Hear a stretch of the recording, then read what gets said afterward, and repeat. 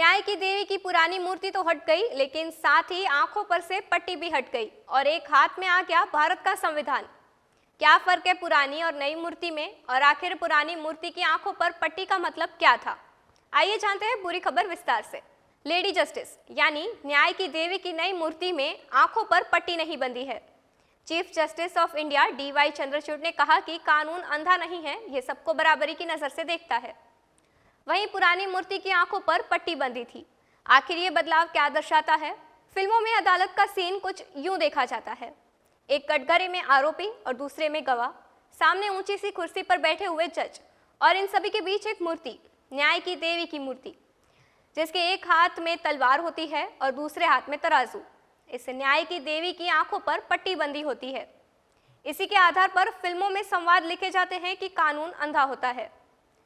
फिलहाल इस न्याय की देवी का स्वरूप बदला गया है। सुप्रीम कोर्ट में लेडी जस्टिस के एक नए स्वरूप का अनावरण किया गया है। अब इस देवी की आंखों पर पट्टी नहीं है।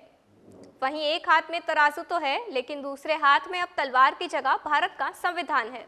न्याय की देवी की मूर्ति में ये बदलाव बस यूं ही नहीं कर दिया गया है, इसके गहरे मायने हैं।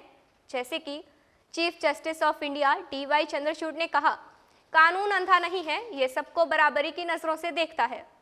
कानूनी गलियारों में इस बदलाव को बहुत ही महत्वपूर्ण बताया जा रहा है। अब इसे महत्वपूर्ण क्यों कहा जा रहा है, इसे समझने के लिए हमें जानना होगा कि आखिर न्याय की देवी की पुरानी मूर्ति का इतिहास क्या रहा है, इससे क्या मैसेज मिलता है। लेडी जस्टिस का कॉन्सेप्ट बहुत ही पुराना है। प्राचीन ग्रीस और इजिप्ट की सभ्यताओं में इसके सबूत मिलते हैं। ग्रीस की सभ्यता में थेमिस को कानून, व्यवस्था और न्याय की देवी कहा जाता था। वहीं इजिप्ट की सभ्यता में भी इस तरह की देवी का नाम माता था। रोम की प्राचीन सभ्यताओं में भी ऐसी ही देवी का जिक्र मिलता है। जैसे कि हम ऊपर बात कर ही चुके हैं कि न्याय की देवी की पुरानी मूर्तियां कैसी दिखती थी। हालांकि पुरानी मूर्तियों में ऐसी भी मूर्तियां हैं जिनकी आंखों पर पट्टी नहीं बंधी है। ऐसा कहा जाता है कि न्याय की देवी की आंखों पर पट्टी हमेशा से नहीं थी, 16वीं शताब्दी के बाद से ऐसा होना शुरू हुआ है। खैर, अब बात करें थोड़ी सी विस्तार में, तो न्याय की पुरानी देवी की मूर्ति क्या मैसेज देती है। एक हाथ में तराजू का मतलब है कि अदालत में हर पक्ष की तरफ से पेश किए गए सबूतों को तोला जाएगा। इसका मतलब है कि अदालत हर पक्ष की बात सुनेगी और उन्हें दलीलें रखने का मौका देगी। वहीं तलवार का मतलब है कि कानून का सम्मान, मतलब अदालत अपने फैसले के साथ खड़ी रहेगी। अगर अदालत के फैसले को किसी ने बदलने की कोशिश की तो अदालत बल का इस्तेमाल करेगी। इसका मतलब है कि अदालत दोषी को सजा देगी और जरूरत पड़ने पर निर्दोष की रक्षा भी करेगी। न्याय की देवी के हाथ में तलवार दिखती है, यानी वो म्यान में नहीं होती। इसका मतलब यह है कि न्याय पारदर्शक है और होता हुआ दिखेगा। अक्सर आपने अदालत की टिप्पणियां सुनी होंगी जिनमें जज कहते हैं न्याय केवल होना नहीं चाहिए बल्कि होते हुए दिखना भी चाहिए। वहीं दो धारी तलवार का मतलब है कि सबूतों और गवाहों के आधार पर फैसले किसी भी पक्ष में जा सकते हैं। अब आते हैं आंखों पर बंधी पट्टी के बारे में। आंखों पर बंधी पट्टी मुख्य तौर पर यह दिखाती है कि कानून निष्पक्ष है और केवल सबूतों के आधार पर अपना काम करती है।